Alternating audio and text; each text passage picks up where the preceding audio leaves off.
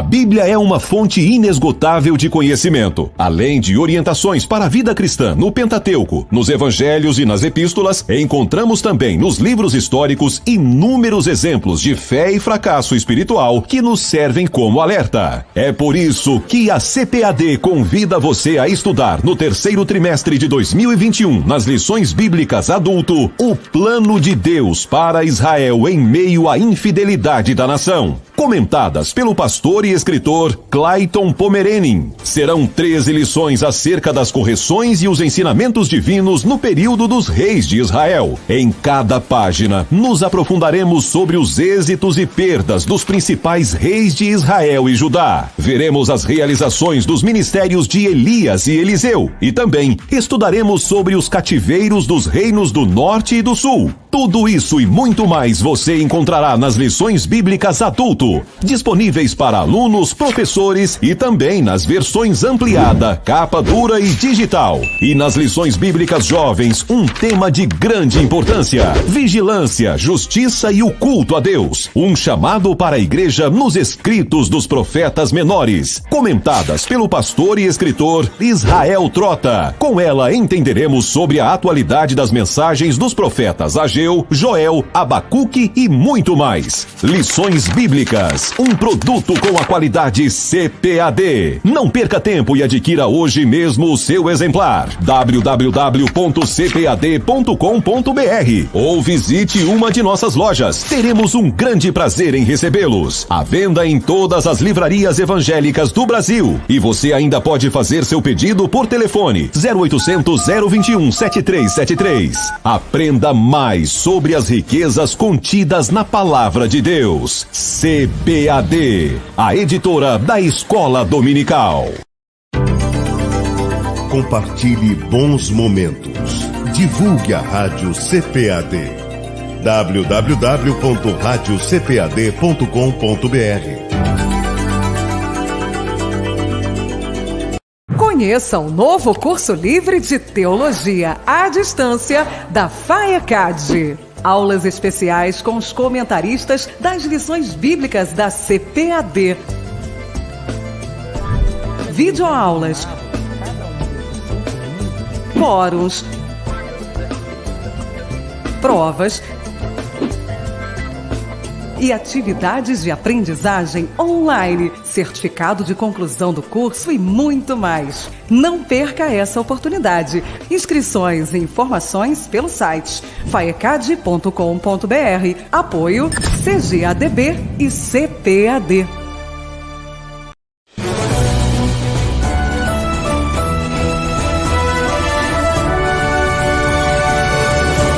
O saudoso pastor Antônio Gilberto deixou para a Igreja Evangélica Brasileira um inegável legado de amor à educação e à Palavra de Deus. Por isso, a CPAD tem a honra de publicar a Bíblia com comentários de Antônio Gilberto. Nela, o leitor encontrará uma coletânea das principais anotações do autor, trechos de livros, artigos e lições de escola dominical ao lado dos textos bíblicos aos quais se referem. Um precioso conteúdo organizado pela CPAD. Síntese de cada livro da Bíblia com análise do título, informações do autor, esfera de ação, divisão do livro, sessões com tópicos temáticos, estudos doutrinários, estudos temáticos, comentários e esboços. Tenha acesso a todo esse rico conteúdo. Conte com o auxílio do vasto conhecimento bíblico do pastor Antônio Gilberto para se aprofundar nas Sagradas Escrituras. Adquira em nosso site cpad.com.br. Também à venda em todas as livrarias evangélicas do Brasil. E você ainda pode adquirir por telefone 0800 021 7373. Bíblia com comentários de Antônio Gilberto. O mesmo Jesus que disse: ide e pregai, na mesma ocasião disse: ide e ensinai. Um produto com a qualidade CPAD.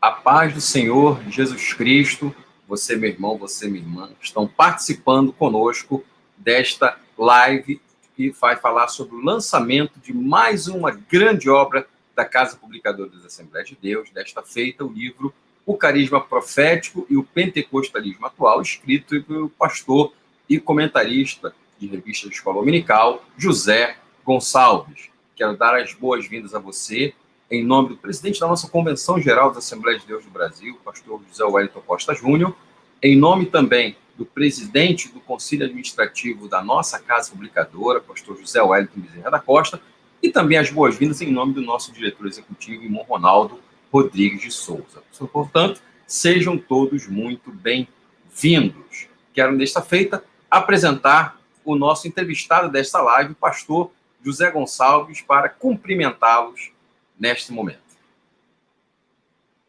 Boa noite, eu quero saudar a todos da paz do Senhor Jesus, pastor Alexandre, nosso amigo, e a todos os internautas que neste momento estão conosco para participar dessa live. Eu creio que Deus vai nos abençoar, nós vamos mergulhar aqui no universo dos profetas e conhecer um pouco mais sobre o carisma profético. Amém. Vamos conhecer um pouco mais nesse momento do nosso entrevistado, comentarista e escritor, pastor José Gonçalves.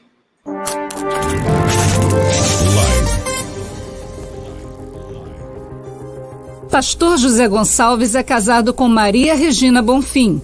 Ele é o presidente da Assembleia de Deus em Água Branca, no Piauí. Sob a chama ardente do chamado divino para o ministério, fez bacharelado em teologia pelo Seminário Batista de Teresina e foi professor de grego e hebraico na Faculdade Evangélica do Piauí. Prosseguindo na busca pelo conhecimento, pastor José Gonçalves recebeu o título de licenciatura em filosofia na Universidade Federal do Piauí. Fez pós-graduação em interpretação bíblica pela Faculdade Batista do Paraná, onde também recebeu o grau de mestre em teologia. Ao longo da jornada, já dirigiu igrejas e congregações no Piauí. Atualmente, ele preside o Conselho de Doutrina da Convenção Estadual da Assembleia de Deus no Piauí. Desde 2005, atua na Comissão de Apologética da CGADB e atuou na equipe que elaborou a Declaração Doutrinária das Assembleias de Deus no Brasil.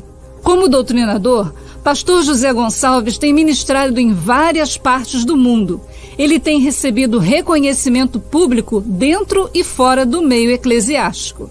Há mais de uma década, atua como escritor e comentarista em periódicos. Entre outros títulos publicados pela CPAD se destacam Defendendo o Verdadeiro Evangelho, Rastros de Fogo e Por que Caem os Valentes. E agora, em 2021, ele lança O Carisma Profético e o Pentecostalismo Atual. Pastor José Gonçalves é o personagem da live CPAD de hoje.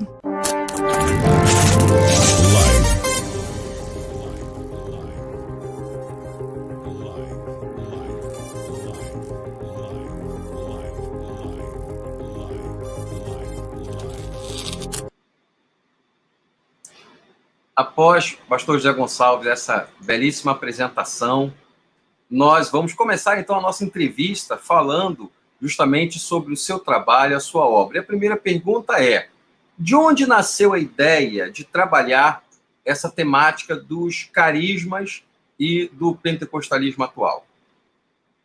Pois bem, pergunta pertinente.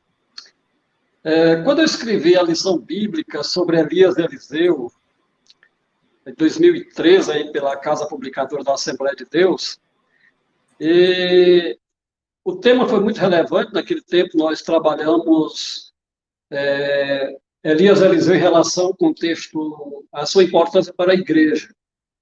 E o livro, eu lancei um livro de apoio, e o título do livro foi Porção Dobrada, né?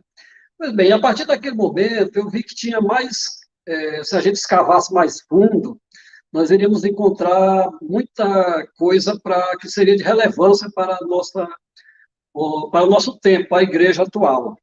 E uma das coisas que me chamou a atenção foi exatamente o que eu chamei no livro de ações carismáticas. Havia muitas ações carismáticas, a forma como esses dois profetas atuavam, né, do antigo Israel, aí no século IX, tinha muito a ver com o pentecostalismo, devido às manifestações do Espírito na vida deles, né, a forma como eles operavam no sobrenatural, vamos dizer assim, e eu vi que dali a gente poderia tirar lições, né, pressupostos, daria a entender a ação desses profetas e fazer um contraste com o pentecostalismo que se descaracterizou nesses últimos anos. Né? A principal tese do livro é fazer um contraste entre essas ações dos profetas antigos, principalmente Elias e Eliseu, com a atuação, vamos dizer assim, a praxis carismática atual. E há uma distância muito grande. Então, eu vi que a gente poderia ser ensinado por esses profetas, daí a gente trabalhar com a questão de pressuposto. Por quê? Porque nós vamos trabalhar narrativas bíblicas. Né? Os pentecostais, eles todos sabem, nós temos nas narrativas bíblicas um elemento muito importante para a nossa identidade, para a construção da nossa teologia. E a trabalhar pressuposto, por quê? Porque pressuposto é uma coisa que está lá, embora não seja, vamos dizer, vista à primeira vista, mas ela está lá. Então, as narrativas desses profetas, embora eles nunca tenham escrito nada, não são profetas escritores, como outros posteriormente, mas o que eles fizeram, as suas ações, como eles agiram, o que eles pregaram, o que eles ensinaram, estava recheado de conteúdo teológico. E não só conteúdo teológico, mas havia também ações que a gente poderia situar no campo da sociologia e da axiologia, e na teoria dos valores. Então, o livro foi sendo construído, a tese, né, até eu ingressar na Faculdade Batista do Paraná, e, a partir daí, a gente viu a possibilidade desse projeto se transformar em livros, passou por algumas adaptações, né, de tese para virar um livro, e o livro ficou bem interessante quando ele consegue mostrar que essas ações desses profetas podem nos moldar, podem nos ajudar hoje, corrigir, dar novas diretrizes, novos rumos para o pentecostalismo. Né? Vamos falar aqui pentecostalismo como aí uma palavra plural, porque o pentecostalismo hoje é uma coisa muito vasta. A gente, quando fala em pentecostalismo, a gente está falando de várias vertentes. Então, a gente está falando daquela vertente, como o livro vai mostrar, que é mais, vamos dizer assim, periférica. Não no sentido pejorativo, periférico, mas no sentido de que se afastou daquele modelo mais confessional, daquele modelo que tem códigos doutrinários, que tem regras e padrões, como o pentecostalismo clássico, que já em 1916 conseguiu codificar e trazer de uma forma sistematizada suas doutrinas, numa declaração ou num conjunto de verdades fundamentais, né, que no Brasil foi adotado também a partir de 68. Então, o livro ele vai trazer, nesse sentido, uma contribuição, que acreditamos que é importante, sim, a gente vai mostrar sobre isso, né, para a gente fazer um contraste, daí tirar lições para o nosso viver diário, para a nossa prática litúrgica também, muito importante isso, e a nossa prática do viver diário como pentecostais que nós somos. E, pastor José Gonçalves, o título do seu trabalho é O Carisma Profético e o Pentecostalismo Atual. O que vem a ser o carisma profético? Pois bem, a palavra carisma é mais conhecida no sentido de talentos, né? É usado muito aí no universo da liderança, dos treinadores de líderes, que trabalham com a questão do carisma, a pessoa carismática. Mas essa palavra, ela está aí mais no contexto bíblico, vamos dizer, de graças, ou graça especial, um dom, uma forma de agir, de ação que Deus deu, capacitou, está no sentido de capacitação para uma missão que Deus deu a determinadas pessoas. E os profetas, isso abunda neles. Principalmente esses dois profetas aí do 9º século, Elias e Eliseu, que eles são profetas carismáticos de uma forma assim assoberbante, vamos dizer assim, porque nós vamos ver muitas ações, né, muitas, vamos dizer, atividades, como diz o Strongstad, que caracterizam ele como profetas carismáticos, ou seja, que operam na dimensão, numa esfera espiritual.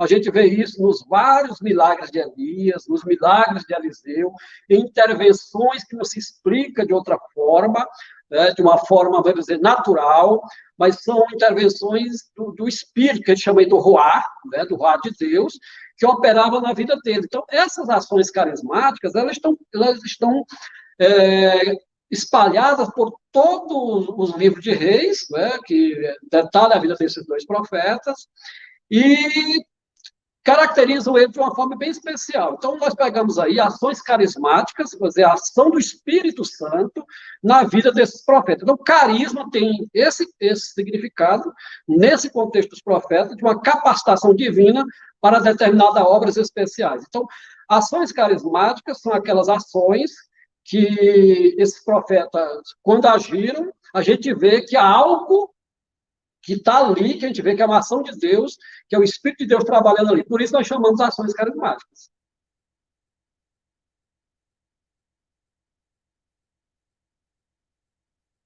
Liga o teu microfone. Opa, obrigado. Quando a gente lê os profetas do Antigo Testamento, especificamente nos livros históricos, a gente percebe que pessoas como Elias e Eliseu foram de extrema importância para o culto ao Senhor. Eles foram levantados em períodos onde havia perseguição a profetas, onde o culto ao Senhor estava sendo substituído a cultos a outras divindades, não é? E a grande questão é como que os profetas, qual era a importância dos profetas em relação ao culto ao Senhor? Os profetas, todos eles, vamos dizer assim, sem exceção, eles tiveram uma importância muito grande, em relação ao culto. Há várias posições dos teólogos em relação à atuação dos profetas, aí no contexto do culto. Mas os profetas, nós não podemos colocar os profetas como opositores gratuitos do culto, como pessoas que simplesmente protestavam e estavam contra. Nós temos que seguir uma linha, eu concordo aí com o Tia Sicre, que é um autor aí que trabalha muito a questão dos profetas, que os profetas, eles eram críticos quando tinha problemas. Quando havia problema no culto, nós vamos encontrar isso em diferentes momentos da história dos profetas, aí, principalmente no período da monarquia, a monarquia, quando ela se afastava, no caso aí dos profetas Elias e Eliseu, nós temos aí Elias uma apostasia estatal.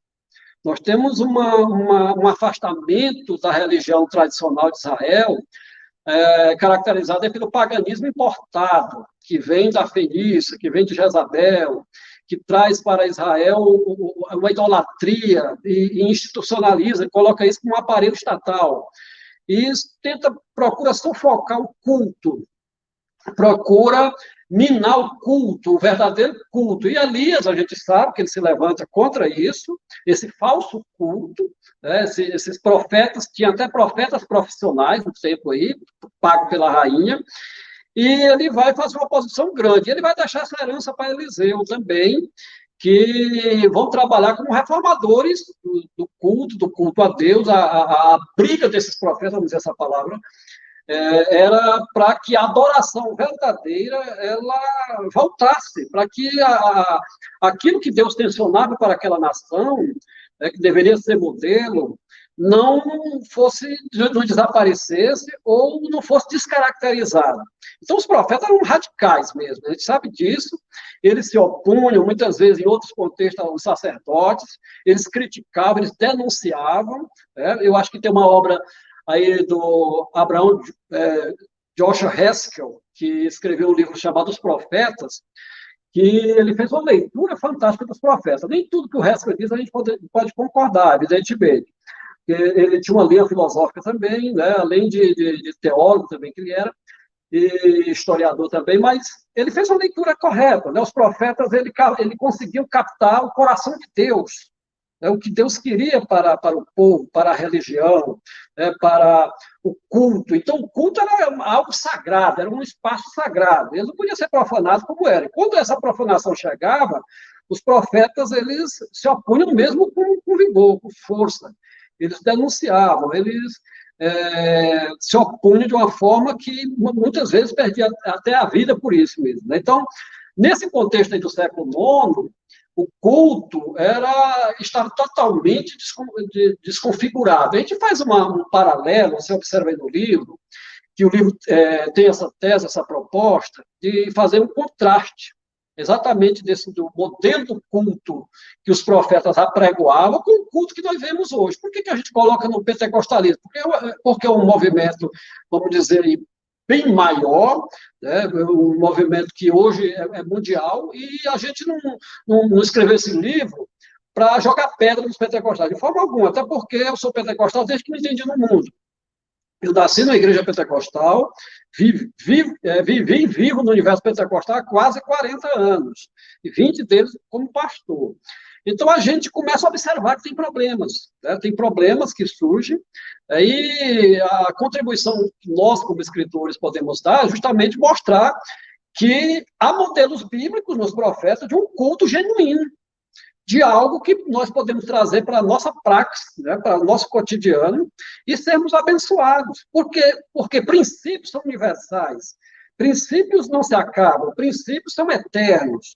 A forma, a maneira como é feita, isso pode variar, de cultura, de costume, mas aquela essência que está no culto, que esses profetas brigavam por ela, reclamavam, chamavam a atenção, e isso deve servir de modelo para todos os evangélicos, não só os pentecostais, mas todos os evangélicos que querem viver a espiritualidade sadia de uma forma bíblica correta. Então, os profetas são importantes, de uma importância muito grande para o culto nesse sentido. Eu falei aqui no Haskell, que ele, no livro dele, dos profetas, ele coloca 10, vamos dizer assim, características que mostram como é que atuava o profeta, né? E o culto está dentro disso.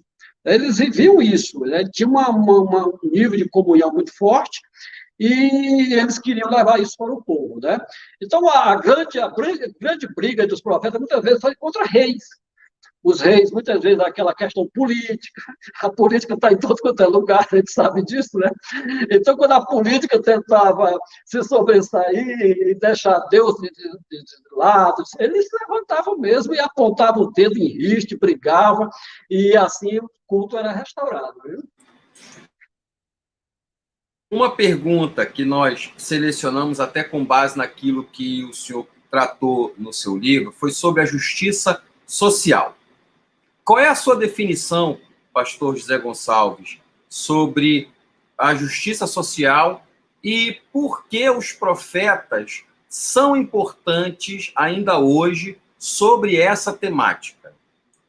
É uma questão bem interessante. A gente falar em justiça social, a gente pensa que que justiça social é uma bandeira, vamos dizer, de militante de esquerda. Hoje a pessoa tem até que ter cuidado quando usa essa palavra, porque senão ele vai ser arrebentado, né, quando fala em justiça social.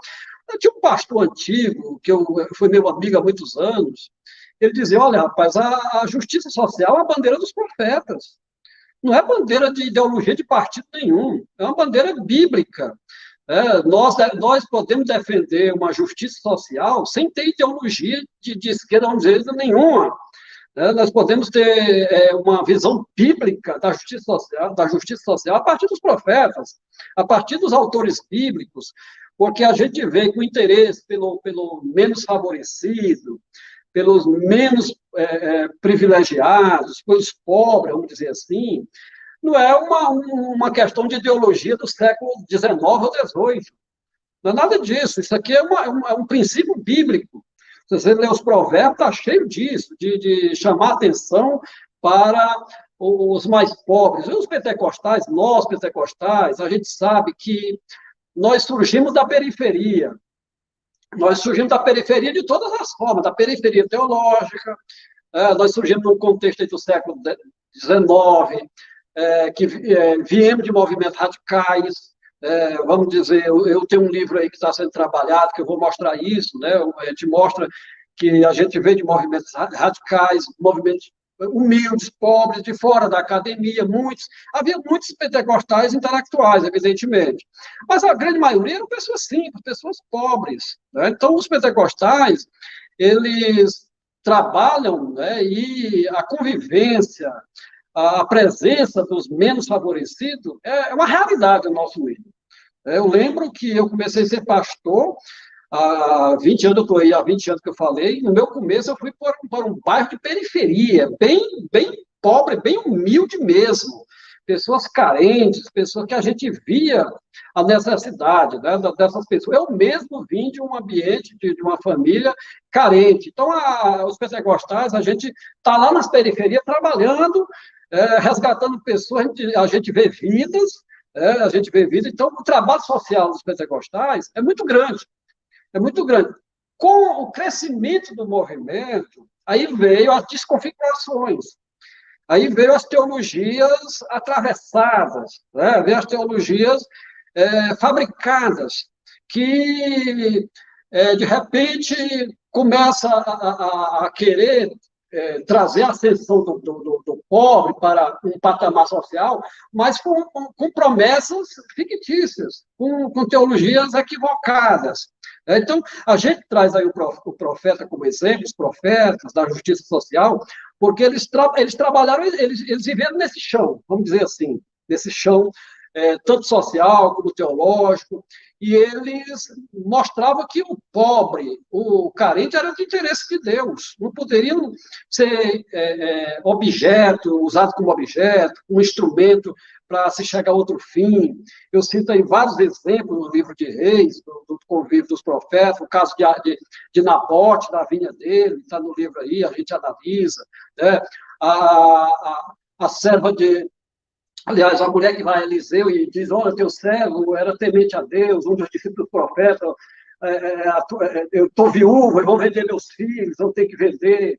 Então, eles atuavam nisso aí para trazer uma justiça ou, vamos dizer, o plano de Deus para os menos favorecidos. Então, os profetas, eles eram críticos mesmo, e eles, vamos dizer, eles combatiam o luxo, a riqueza desenfreada, essa busca pelo prazer que caracteriza a cultura pós-moderna de hoje, esse mundo sensorial, eles combatiam isso mesmo, né? Vamos dizer, essa sociedade de consumidores que nós temos hoje, os princípios já estavam lá, as casas que era apainelada, aquela coisa toda que os profetas denunciavam, né? E havia um desprezo pela casa de Deus e pelos menos assistidos. Então, eles combatiam isso mesmo, eles queriam que as pessoas fossem tratadas como seres humanos, com dignidade, e isso não tem nada a ver com ideologia de partido nenhum. Isso era o coração de Deus que estava no coração do profeta.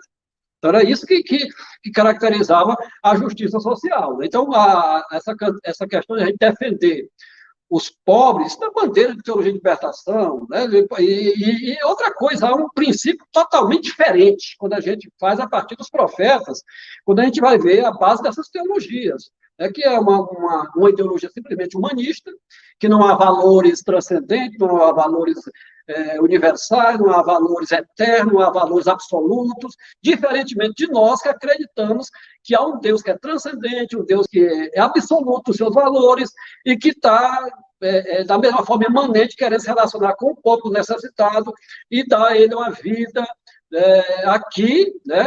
E mostrar a ele que há uma outra vida ainda muito melhor do que essa que a gente vive aqui, viu? Ok, pastor, excelente colocação, porque às vezes as pessoas costumam confundir a questão da justiça social com uma bandeira política, quando, na verdade, ela representa realmente a vontade de Deus para que todas as pessoas tenham um tratamento digno, né, que elas possam ser realmente envolvidas por essa perspectiva divina. Agora, pastor José Gonçalves, também o senhor abordou uma questão no livro no tocante à ética. E a primeira pergunta é, como o senhor define ética? E a segunda pergunta, como que os profetas, eles são inseridos nesse contexto da ética, não apenas para os dias deles, como também para os nossos dias? Porque parece que os profetas tinham uma atuação, em tese, meramente espiritual. E quando eu digo meramente, não estou diminuindo, mas a nossa tendência é focar a perspectiva da atuação dos profetas como somente espiritual. Mas eles tinham algum tipo de envolvimento no âmbito da ética? Pois bem, a ética, a gente vê aí que ela está situada aí na, vamos dizer, teoria dos valores, né, da axiologia. Eu tenho formação filosófica, conforme foi apresentado aí no início, e a ética, na verdade, é uma disciplina da filosofia, né? A gente, como acadêmico, a gente tinha ética 1 e ética 2. E a gente aprendeu na academia uma definição do Vasquez, que é um filósofo muito conceituado. O livro dele ainda hoje é publicado, chama-se Ética, era lançado pela Brasiliense no tempo, e ele faz uma diferença entre ética e moral. A moral para ele seria essa coisa prática que a gente faz, né, que estaria também na área também dos costumes, né? Aí daí uma coisa pode ser legal, mas pode não ser moral. Por exemplo, a pessoa está numa fila e chega uma pessoa ou doente, vamos dizer, não tem uma lei que obriga aquela pessoa a dar a vaga para ele, mas é uma questão moral. Não tem uma questão legal, mas é uma questão moral. Isso o Vasquez explica muito bem, né? Mas a ética, ele já diz que é uma reflexão sobre essa prática, né? Dessa prática moral. Então, a ética seria uma reflexão dessa prática moral que estaria na parte prática nossa do dia a dia. Então, os profetas, eles não eram seres, vamos dizer, aéticos, fora da ética, não. Eles viviam a ética. É evidente que esse estudo mais sistemático que a gente tem da ética, a gente tem uma herança grega muito forte, né? Da cultura ocidental. Nós vamos ver aí os filósofos já se preocupavam com a ética, nós vamos ter os filósofos pré-socráticos, que já trabalhavam uma ética, os sofistas, que é considerado uma ética mais relativista, vamos ter o Protágoras de Abdera, que já tem princípios de um relativismo ético nele. E nós vamos ter a grande tradição filosófica, nós vamos ter teólogos, aliás, filósofos protestantes, como Immanuel Kant, que deixou um tratado de ética muito grande aí, quando ele escreveu a moral prática, né, que é mais a questão ética, e a moral mais no sentido metafísico.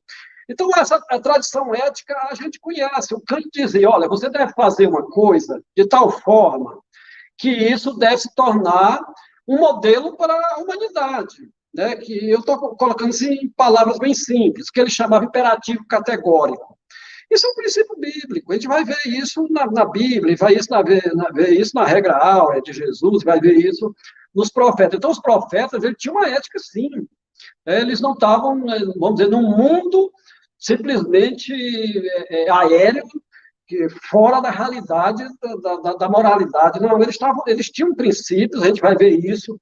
O caso aí que eu trabalho, o Gutierrez até chamou a atenção disso hoje, num post que ele fez, Elias Eliseu, a gente vai ver a questão de Geazi, né? O Geazi, que ele vai querer ganhar em cima, vamos dizer, de Naamã, querendo ganhar bens materiais, ele vai lá até mente, né? E o profeta o confronta, vendo que o profeta antes já tinha desistido ou não tinha aceitado um presente de Naamã. Por quê? Porque o que parecia ali era uma barganha. O que parecia era uma barganha, era uma troca. E o profeta não entra nessa. O profeta não fez nada para ganhar alguma coisa ou em troca de alguma coisa. O profeta era um agente da graça de Deus, da manifestação da graça. Então, ele já tem um princípio ético aí muito forte, né, que o discípulo dele já não era a mesma coisa, mas o profeta não. O profeta, ele seguia aquela linha. Então, essa manifestação que eu chamo aí no livro de ética universal, isso é um princípio da universalidade da ética, né, que a gente vê que não é apenas para um povo, né? Nós colocamos situações aí, estudos, de teóricos que mostra dos povos vizinhos como é que essa ética dos deuses dos povos vizinhos se manifestava, que era a diferença, havia uma diferença dos profetas bíblicos. Então, os profetas bíblicos, eles trabalhavam com o conceito aí de um Deus absoluto, transcendente, que tinha, vamos dizer, autoridade sobre as nações. Nós colocamos o caso de Amós também sobre isso. Então, a questão ética é muito forte no contexto dos profetas. Os profetas, eles não se negociavam, eles denunciavam, como Elias denunciou Acabe, denunciou, e ele dizia assim, você que se vendeu. Ele apontava o dedo e dizia, você se vendeu, quer dizer, você negou valores, você negou a fé, negou princípios, você buscou ganhos pessoais e negociou valores transcendentais. Então, isso é importante para a nossa reflexão hoje. Porque nós temos hoje que o Antônio Cruz, um filósofo espanhol, ele chama ética de radar. O que é a ética de radar? Essa ética fragmentada, essa ética relativista. O radar, ele emite onda para todos os lados. Então, por isso que ele chama ética de radar. E a ética cristã é uma ética de bússola. Ela tem um norte, ela aponta para um lugar. Então, não dá para nós sermos cristãos, seguidores de Cristo, da cruz, se temos princípios imorais, se não seguimos, não temos um compromisso com a ética do reino, porque a ética ela exige, ela exige da nós. Por isso que a cruz não é tão fácil carregar a cruz, porque ela vai pedir da gente. Eu não posso ser pastor e, ao mesmo tempo, estar negociando valores espirituais em troca de bens materiais ou vantagens pessoais para mim. Então, nesse sentido aí, os profetas dão aula. Eles dão aula para nós, para quem quiser. Então, para nós trouxemos essa reflexão, porque no universo neopentecostal, vamos dizer, desse pentecostalismo mais periférico, alguns já chamam até de pseudo-pentecostalismo, há um distanciamento da ética muito forte, muito, muito grande. E muitas vezes é uma ética de conveniência, casuísmos entram no meio, muitas vezes o elemento político influencia na tomada de decisões de determinadas comunidades. Então, isso não pode acontecer se nós queremos ter uma ética dos profetas na nossa vida, viu? Então, os dois, tá? Agora, uma outra observação, pastor José Gonçalves. O senhor também aborda a questão da soberania de Deus no seu livro. E esse assunto de soberania, ele, para algumas pessoas mais focadas no ambiente teológico, naturalmente, ele acaba tomando rumos diferentes, dado a perspectivas diferentes, né, sobre aquilo que os homens pensam acerca desse aspecto. Mas vamos pensar especificamente sobre a forma como Elias e Eliseu trataram a soberania divina nos seus dias. Pois bem, aí a gente trouxe o contexto de Elias e Eliseu exatamente para trazer pressupostos que mostram, né, nessas narrativas carismáticas, uma soberania de Deus revelada. Por que a gente trouxe isso? Porque, como diz o Jerry Walls, num livro bem interessante dele, interessante um livro até com respeito à Assembleia de Deus, qual o futuro das Assembleias de Deus, ele mostra que, em muitas comunidades, Deus se tornou um carregador de malas, um garçom. É o que eu chamo aí o Aladim da lâmpada, o gênio, que está a serviço do seu senhor. Então, o conceito de soberania ele é esvaziado, e muitos dessas comunidades, ou desses princípios, vamos dizer, teológicos, são expostos por aí. Então, nós trouxemos aí o caso de Elias e Eliseu, principalmente o caso de Elias, você vê um Deus soberano atuando na história. Um Deus soberano. Eu não procurei no livro, de forma alguma, trazer um debate entre calvinismo e arminiano, que não é o foco do livro. A gente trouxe a soberania porque é um princípio bíblico. O arminianismo jamais vai negar a soberania divina. Ele tem um conceito diferente aí do calvinismo, outros que a gente sabe disso, mas a soberania vamos dizer, um atributo de Deus que está bem claro na Bíblia.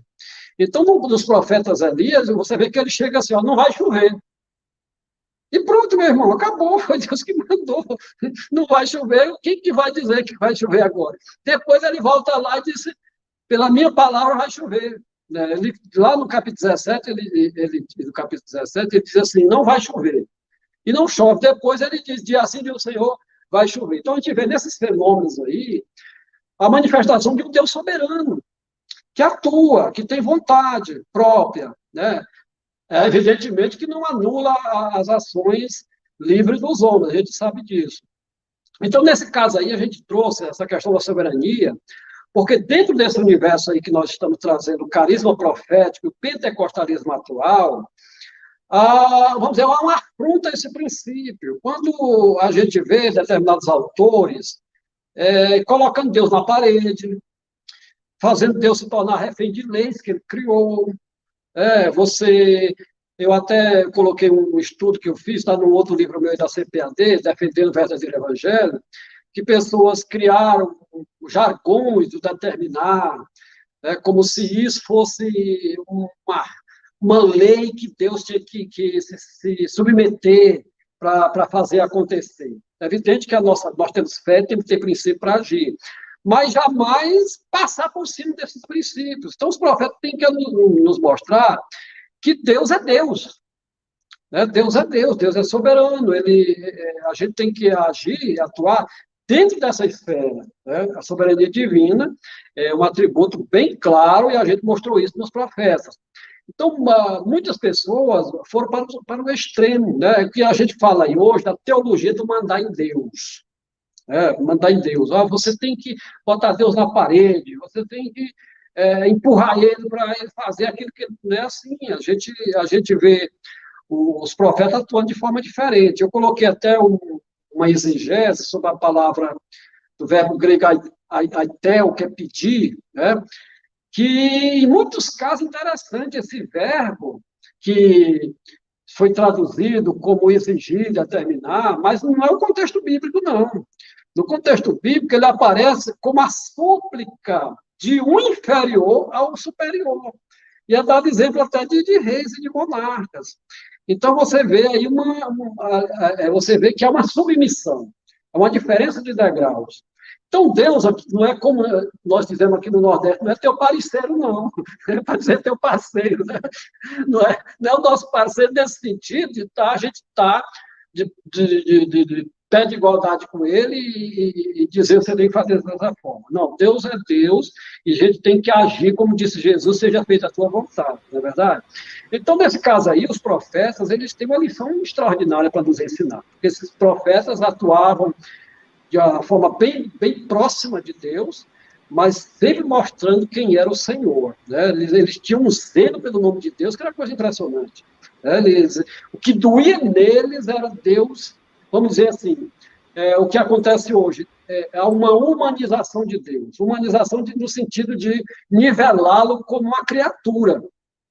Os profetas não viam assim, Deus ele vai ser o Criador sempre, o Senhor. Então, a gente precisa ter essa lição dos profetas para nós, viu? Entendi. Foi uma excelente observação aí. Agora, o senhor também aborda no seu livro, pastor José Gonçalves, sobre como os profetas trabalhavam a questão do poder de Deus.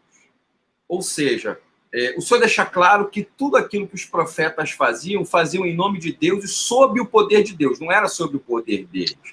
O que nós podemos discorrer sobre essa vinculação, não é? Essa junção de atuação entre o fazer humano e o poder de Deus? Isso é interessante. A gente vê aí dos profetas, aí voltando novamente ao caso de Elias e Eliseu, principalmente Eliseu, nós vamos ver vários milagres que nós colocamos aí, com milagres de restauração, né?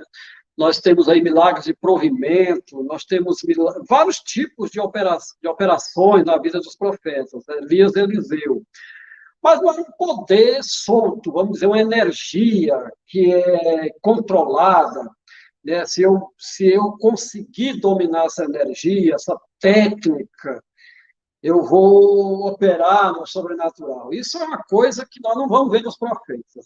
Nós vamos ver o poder de Deus operando na vida deles, né? Muitas vezes assim, a gente fica admirado como isso acontecia, né? Com os dons do Espírito operavam, a gente sabe que era a ação do Espírito Santo que operava neles, a gente vai ver isso de uma forma mais detalhada, quando a gente vai estudar as cartas de Paulo, a gente vê a operação dos carismas, em 1 Coríntios 12, 10, a gente vai ver, 8 a 10, a gente vai ver essa operação, a gente vai observar que havia paralelos no Velho Testamento. Então, o que a gente observa é que esse poder não é uma energia fluídica, não é uma energia cósmica, não é algo que eu coloco dentro de um vasilhame, de uma coisa que eu vou usar quando eu ligar a tomada, nada disso. Isso para nós até é uma lição, como pentecostais. Os dons não operam de forma, vamos dizer, mecânica. Eles são relacionais, eles operam por uma relação de submissão, de obediência, né, de temor, de entrega. Então, quanto mais a pessoa é submissa, entregue, vive um relacionamento saudável e sadio com Deus, mais ele vai ser um instrumento da manifestação desses carismas, dessa graça. Né? Isso, para nós pentecostais de hoje, da nossa geração, é importante, porque os nossos pioneiros sabiam disso. Nossos pioneiros viam isso, eles tinham cuidado com a santidade, que às vezes a gente acha até exagero. Eu estava até vendo aí o Levi Petros, que é um dos nossos pioneiros, que ele chegava a dizer que o Espírito Santo não opera em vaso impuro. Ele era bem radical disso aí, mas não era só ele. Havia muitos, a gente sabe que a tradição da santidade, Holinés, a tradição que tinha duas vertentes, tinha uma vertente wesleyana, que era bem forte a questão da santidade, e outra mais de linha reformada, de Kizui, que também já tinha sido influenciada pelo wesleyanismo, né? Então, a gente vê esses pioneiros, esses antigos líderes, como eles viam a relação entre a santidade e a manifestação do poder de Deus. Então, isso é importante para nós. Então, os profetas, eles têm, para nos ensinar nesse sentido, porque eles operavam no sobrenatural mesmo, a gente sabe disso, e a relação de poder acontecia numa esfera relacional. Uma esfera relacional, uma esfera dentro do plano da vontade de Deus, daquilo que eles viviam para Deus. Não era só uma questão de dominar técnica, de dominar fórmulas, que muitas pessoas hoje acham que é assim. E não funciona. Por isso nós temos aí um pentecostalismo mais estéril, vamos dizer, mais árido, por conta de as pessoas pensar que Deus trabalha da forma, vamos dizer, mais técnica do que relacionar isso, não acontece. Então, os profetas vão nos mostrar isso de uma forma bem clara. Viu? Pastor José Gonçalves, de forma mais específica sobre o ministério de Eliseu, quando o filho da Sunamita falece e ela vai procurar o profeta, nos dito na palavra de Deus que o profeta percebe que aquela mulher está angustiada no seu coração, mas ela não diz nada ao profeta. E o profeta comenta com a pessoa que está do lado: o seu coração está angustiado e Deus não me revelou o que aconteceu. A pergunta é: existe uma limitação para a atuação profética? Olha, é exatamente aquilo que nós acabamos de falar anteriormente, a questão da soberania de Deus, né? Como eu estava dizendo aqui, os dons que operavam nos profetas aí são manifestações do Espírito lá, em Elias e Eliseu, no caso aí, não eram coisa automática, não era tomada que eles ligavam, agora vão operar no sobrenatural, não era assim, era conforme Deus queria. E esse mesmo princípio, Paulo vai dizer na carta aos Coríntios. Ele diz: a manifestação do Espírito é dada a cada um para o que é útil, e ele opera como ele quer, como lhe apraz, como diz outras traduções. Então, há coisas que Deus mostra, e tem coisas que a gente gostaria que ele mostrasse, ele não mostra. Então, Eliseu é um exemplo disso, né? Eu vou dar um exemplo aqui meu, eu não gosto de falar muito de coisa particular, mas a gente é pentecostal e está dentro dessa área aí. Eu lembro que, eu acho que eu coloquei isso em livro meu, eu uma vez visitei uma irmã, A irmã Terezinha, ainda hoje é viva, é uma amiga minha, eu posso dar nome para ver se você vê que a história é verídica. E nós orávamos na sua residência, nesse tempo, há muitos anos atrás. Enquanto nós orávamos, eu estava vendo uma visão. Eu estava com os olhos fechados, mas eu vi uma grande porta na minha frente, trancada com a tramela, uma trave grande. E ela orando e eu vendo aquilo em pé. Eu já ia embora. Quando ela disse, irmão José, vamos orar. E foi aí que eu tive aquela visão. Quando ela terminou, eu disse, irmã Terezinha, eu tive uma visão aqui. E aí eu contei para ela, ela começou a chorar e disse, a aposentadoria do Chagas que veio negada já 2 vezes. Aí eu disse para ela o seguinte, minha irmã, pois pode orar, que o Senhor me disse que a tramela vai quebrar e a porta vai abrir. Pouco tempo depois, o irmão Chagas estava aposentado.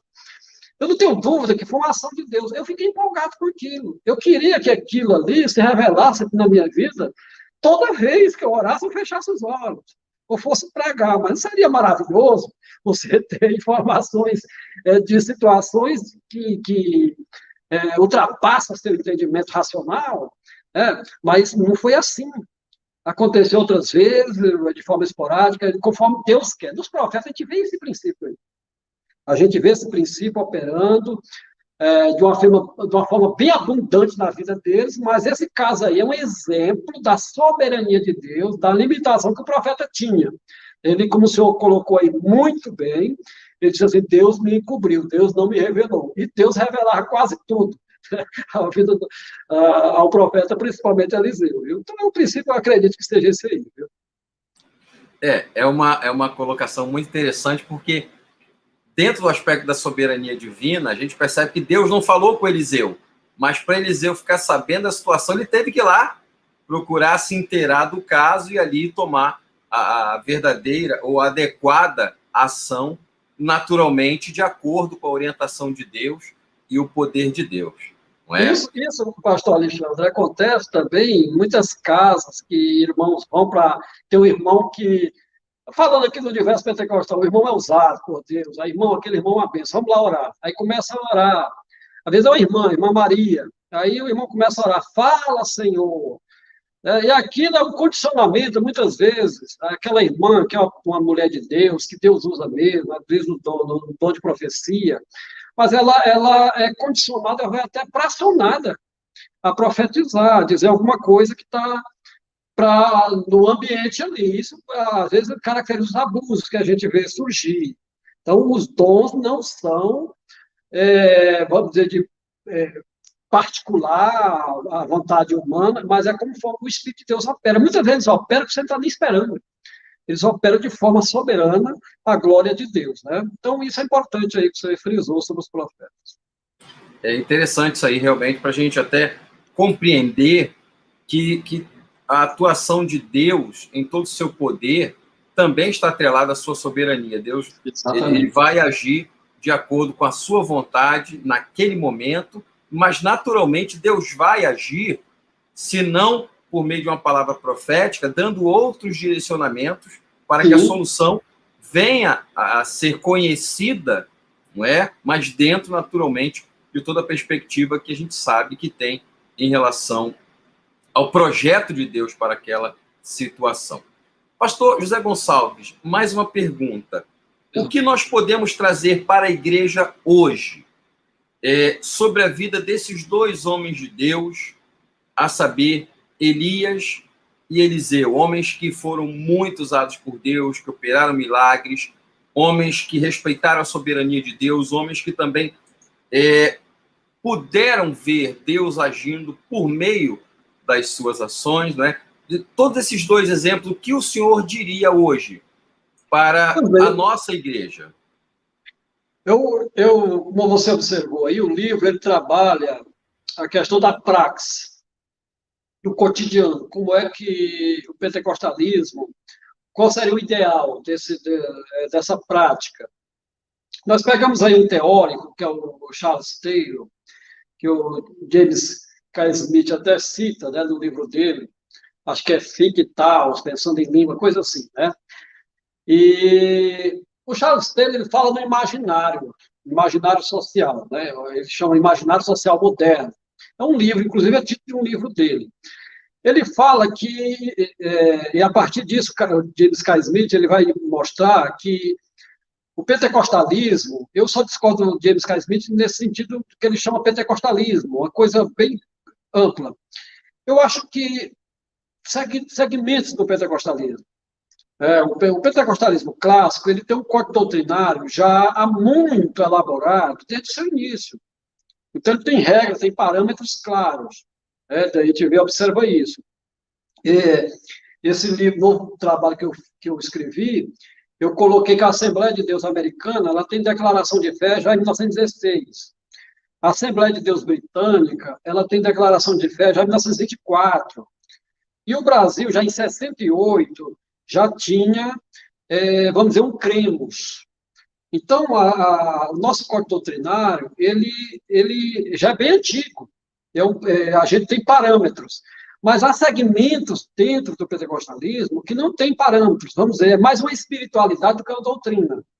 Quando se tem mais uma espiritualidade, não se tem, vamos dizer, um código doutrinário claro, que regulamenta, que disciplina, que orienta, é muito fácil você ou a pessoa criar, vamos dizer, teologias, criar determinadas práticas que muitas vezes vão conflituar com a palavra, com a palavra bíblica e com a ação dos profetas, como nós colocamos aí, né? Então, nós pegamos os profetas aí como exemplo para esse pentecostalismo atual, porque eles têm norte, eles têm pressupostos, eles têm, vamos dizer, uma teologia. Nós, quando colocamos aí que nós podemos ser ensinados através das narrativas, é porque há princípios nelas lá, há esses pressupostos. Então, essa questão das narrativas, que os pentecostais já defendiam isso há muitos anos, como o Silas Daniel colocou muito bem, eles não sabiam como colocar isso. Interessante que foi até acadêmicos fora do universo pentecostal que mostraram que as narrativas podem nos ensinar, que foi o Harold Marshall, né, foi o William Klein e o Grant Osborne, que são dois hermeneutas famosos.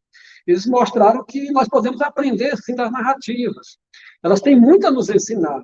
E eu vi que nessas narrativas aí, os pressupostos desses profetas Elias e Eliseu, eles têm para nos ensinar, nos moldar, para a gente ter um ethos, né, ter uma praxis que seja bíblica, que glorifique a Deus, que não descambe para escândalos, que a gente tem visto tanta coisa. Então, a gente precisa se nortear por a vida desses homens. Então, eles falam hoje, através das suas ações, dos seus exemplos, eles são modelos para nós, suas ações são, vamos dizer, modelares, vamos dizer, nesse caso aí. Então, nós, pentecostais brasileiros, e vamos dizer, o movimento como um todo, podemos aprender e, a partir daí, desenvolver uma praxis que vai refletir o pensamento de Deus, vai refletir aquilo que Deus quer para nós. Então, nesse sentido, o livro tem essa parte, vamos dizer, prática. Inclusive, a tese de mestrado das faculdades da Batista Paraná e outras, né, chama mestrado profissional, né, que você precisa escrever um trabalho que tenha relevância para o seu dia a dia, para o seu cotidiano. Isso está perfeitamente correto.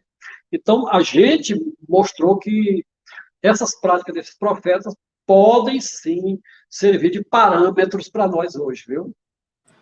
Nós ficamos muito contentes porque, como eu costumo dizer, né, eu menciono Paulo, o apóstolo Paulo, quando ele diz lá em Romanos que tudo aquilo que foi escrito para o nosso ensinamento foi escrito para que, pela consolação das Escrituras, tenhamos esperança, não é? E nós somos muito gratos a Deus, pastor José Gonçalves, pela sua vida, por todo o seu ministério. Há anos, há mais de 10 anos que o senhor vem acompanhando a casa e brindando não apenas a casa, mas também o povo de Deus com os seus estudos, com os seus escritos, com as suas pregações.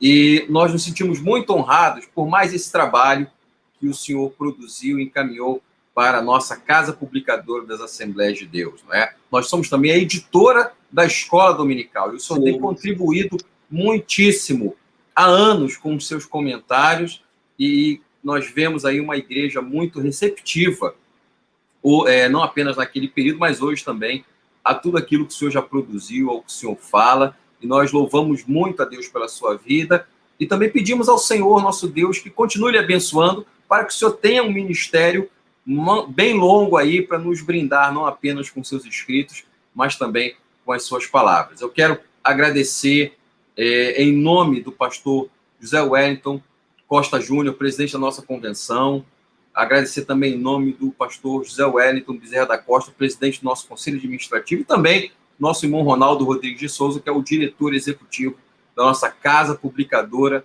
das Assembleias de Deus. Em nome deles, agradeço também a todos aqueles que estão nos assistindo, que com carinho vieram prestigiar não apenas o lançamento desse livro, mas também a ministração que o senhor acabou de fazer, tanto esses que estão nos acompanhando neste momento, como aqueles que também vão acompanhar no YouTube, né, esta outra mensagem. Queremos, então, passar ao senhor a última palavra para que nós venhamos a encerrar essa nossa live.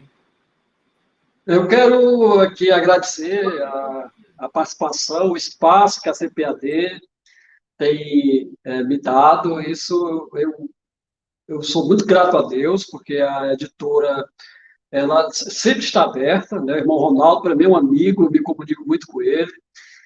Você também é uma pessoa que é amiga já de muitos anos, nós temos amizades fortes, graças a Deus. Todos os companheiros da Casa Publicadora, o pastor Zé Wellington Júnior, que também é um amigo, que eu considero ter um apreço muito grande.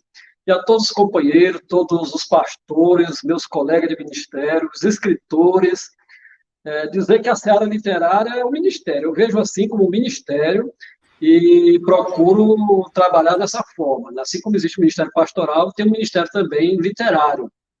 E como a gente vê que vidas são edificadas. Então, a Casa Publicadora está de parabéns pelas obras produzidas ao longo desses anos. A gente tem muito que agradecer, porque a gente vê que é uma obra de Deus.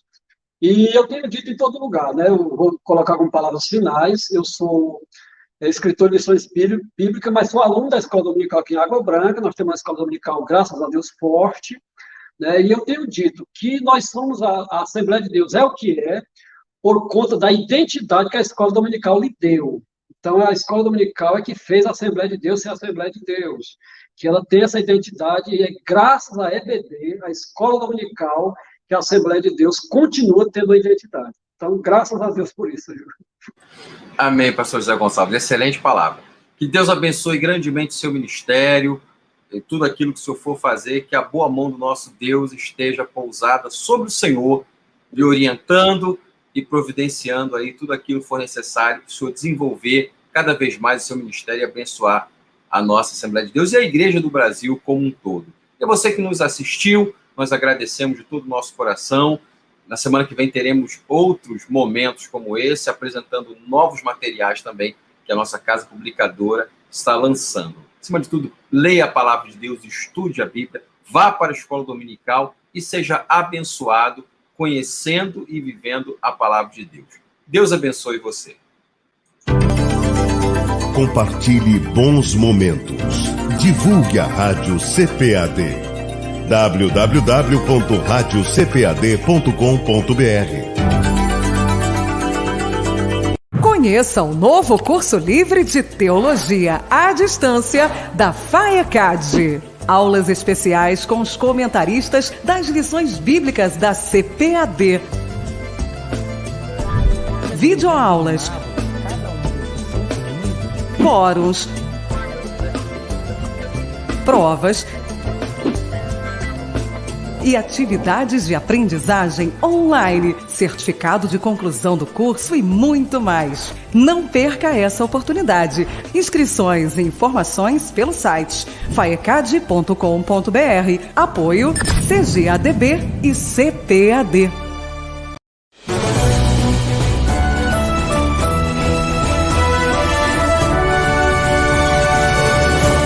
O saudoso pastor Antônio Gilberto deixou para a Igreja Evangélica Brasileira um inegável legado de amor à educação e à Palavra de Deus. Por isso, a CPAD tem a honra de publicar a Bíblia com comentários de Antônio Gilberto. Nela, o leitor encontrará uma coletânea das principais anotações do autor, trechos de livros, artigos e lições de escola dominical ao lado dos textos bíblicos aos quais se referem. Um precioso conteúdo organizado pela CPAD. Síntese de cada livro da Bíblia com análise do título, informações do autor, esfera de ação, divisão do livro, sessões com tópicos temáticos, estudos doutrinários, estudos temáticos, comentários e esboços. Tenha acesso a todo esse rico conteúdo. Conte com o auxílio do vasto conhecimento bíblico do pastor Antônio Gilberto para se aprofundar nas Sagradas Escrituras. Adquira em nosso site cpad.com.br. Também à venda em todas as livrarias evangélicas do Brasil. E você ainda pode adquirir por telefone 0800 021 7373. Bíblia com comentários de Antônio Gilberto. O mesmo Jesus que disse ide e pregai, na mesma ocasião disse ide e ensinai. Um produto com a qualidade CPAD.